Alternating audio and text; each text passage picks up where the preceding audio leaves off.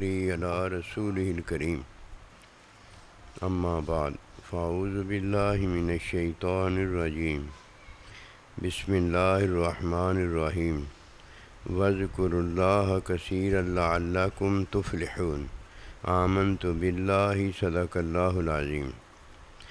اللہ سبحانہ و تعالیٰ کا ارشاد پاک ہے کہ اللہ سبحانہ و تعالیٰ کا ذکر یعنی یاد کرو تاکہ تم کامیاب ہو جاؤ۔ اللہ پروردگار کی یاد کا علم کہ اللہ پروردگار کو کیسے یاد کیا جائے کہ ہم اس بھلائی کو پالیں جس بھلائی کو کامیابی کہا جاتا ہے۔ یہ کامیابی دنیا آخرت کی کامیابی تو ہے ہی ہے، لیکن یہ کامیابی ابدی اور حقیقی بھی ہے۔ ایسے ہی ہے جیسے کسی میں روح آتی ہے تو وہ زندہ ہو جاتا ہے، اور روح نکلتی ہے تو وہ مردہ ہو جاتا ہے۔ یہ ذکر کی مثال یہی ہے۔ جب کسی کو ذکر کا علم ہوتا ہے تو یہ زندہ ہو جاتا ہے، یہ نہیں ہوتا کہ پھر وہ کبھی مردہ ہوتا ہو۔ ذکر کرنے والا زندہ ہے اور جو ذکر نہیں کرتا وہ مردہ ہے۔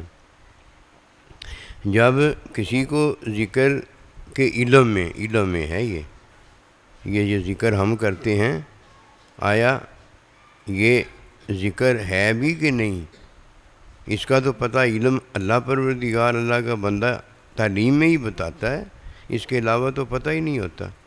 اسی لیے تو اللہ کا ارشاد پاک ہے اقیم الصلاۃ لذکری، کہ بھائی نماز قائم اگر کرنی ہے تو نماز کو اس کے ذکر کے لیے میں روزہ رکھو۔ ہر کام اگر کرنا ہے تو وذکر اللہ کے ذکر میں وہ قائم کرو، تب اللہ کی یاد ہے، اللہ کا ذکر ہے۔ کبھی یہ بھی ہو سکتا ہے کہ یاد کا معنی ہے یاد رکھنا، اور یاد میں بھول ہو جاتی ہو، لیکن ذکر کے علم میں ایسے ہے، یاد بھی ذکر ہے، بھول بھی ذکر ہے۔ بھول گیا آدمی، اس نے کب اللہ کو یاد کیا، لیکن علم ذکر کے اندر یہ ہے۔ اللہ تعالیٰ کے ذکر میں جو علم ہمیں تعلیم دیا گیا ہے، جو علم ہمیں اللہ پروردگار بتاتا ہے، اس میں ذکر اور ہے۔ اس ذکر کے بارے میں اللہ کا ارشاد ہے کہ میرا ذکر کو تاکہ تم کامیاب ہو جاؤ۔ وہ کامیابی کا ذکر ہے، ناکامی کا ذکر نہیں ہے۔ بھول جائے تو تب کامیاب ہے، یاد رکھے تو تب کامیاب ہے۔ تعلیم حاصل کرے تو تب کامیاب ہے، اور تعلیم میں ناکام ہو جائے یعنی فیل ہو جائے تب کامیاب ہے۔ تعلیم بس حاصل کرنا ضروری ہے، علم ہو جائے الحمدللہ، اور علم میں اضافہ ہو جائے الحمدللہ۔ یہ ذکر کی بات میں عرض کرنے لگا ہوں، لیکن ہم نے جو ذکر سمجھا ہے وہ تو یاد کو سمجھا ہے نا۔ اکیلی یاد ہی اللہ کا ذکر ہے، کہ یاد رکھا تو ذکر ہے، اور اللہ کو بھول گیا تو اب یہ ذکر نہیں رہا۔ پھر یہ توبہ کیا ہے، شکر کیا ہے؟ جب بھول جائے تو توبہ ہے، اور جب یاد رکھا تو شکر ہے۔ جب تعلیم حاصل کی تو علم ہے، اور جب تعلیم میں ناکام ہو گیا تو کوشش ہے۔ کوشش کی تھی بھائی۔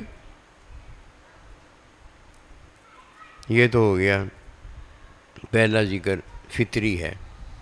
فطرت میں کیا ہے؟ بھول بھی ہے، یاد بھی ہے، سونا بھی ہے، جاگنا بھی ہے، سارا کچھ ہی فطرت کے اندر جو اللہ نے رکھ دیا وہ ہے۔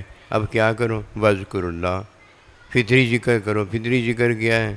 یاد رکھو تو شکر ادا کرو کہ ذکر ہو رہا ہے، اللہ تیرا کتنا شکر ہے، یہ اصل ذکر ہے۔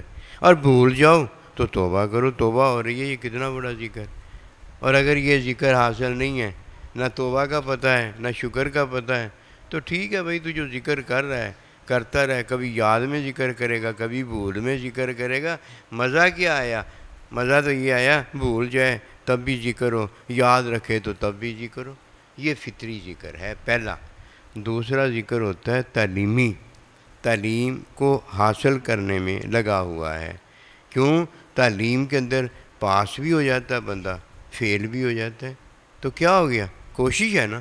اللہ کا ارشاد پاک ہے جاہدوا فینا لنہدینہم سبلنا، میری راہ میں کیا کرو؟ کوشش کرو۔ یہ اللہ کا ذکر ہو رہا ہے۔ فیل ہو گیا تو کیا ہو گیا؟ پاس ہو گیا تو پھر بھی ٹھیک ہے، فیل ہو گیا تو پھر کوشش تو کر ہی رہا ہے نا. کوشش کرنا اللہ پروردگار کا جو حکم ہے یہ ذکر ہے. تعلیم میں کوشش ہے. تعلیم کے بعد جب علم ہوتا ہے تو یہ اللہ پروردگار کا ذکر حقیقی ہے، اسے حقیقی ذکر کہا جاتا ہے. اب جب علم میں پھر اضافہ ہوتا ہے تو یہ حقیقی ذکر ہے. حقیقی ذکر میں اللہ پروردگار کا مشاہدہ ہے، اللہ پروردگار کی ملاقات ہے، اللہ پروردگار کی محبت میں اللہ پروردگار کا ساتھ ہے. یہ ہے ذکر. فرمایا وذکر اللہ، کہ میری یاد کرو، میرا ذکر کرو تاکہ تم کامیاب ہو جاؤ. تو پتہ چلا ذکر کامیابی کا نام ہے. کمی ہو گئی پھر کامیاب،